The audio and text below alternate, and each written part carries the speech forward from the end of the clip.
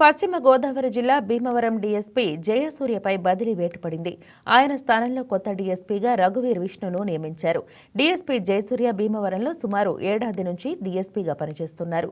పేకాట శిబిరాలకు మద్దతు, ప్రైవేట్ సెటిల్మెంట్లు, ఆస్తి వివాదాల్లో పక్షపాతం చేయటం వంటి ఆరోపణలు జనసేన నేతల నుంచి వచ్చాయి. ఈ ఫిర్యాదులు డిప్యూటీ సీఎం పవన్ కళ్యాణ్కు చేరటంతో ఆయన పశ్చిమ గోదావరి ఎస్పీతో మాట్లాడి నివేదిక కోరారు. మరోవైపు డిప్యూటీ స్పీకర్ రఘురామకృష్ణరాజు జయసూర్యను మంచి అధికారిగా ప్రశంసిస్తూ స్టేట్మెంట్ ఇచ్చారు.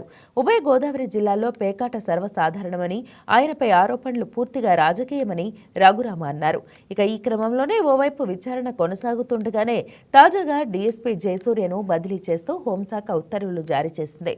వెంటనే జయసూర్యను మంగళగిరి పోలీస్ హెడ్ క్వార్టర్స్లో రిపోర్ట్ చేయాలని ఆదేశించారు.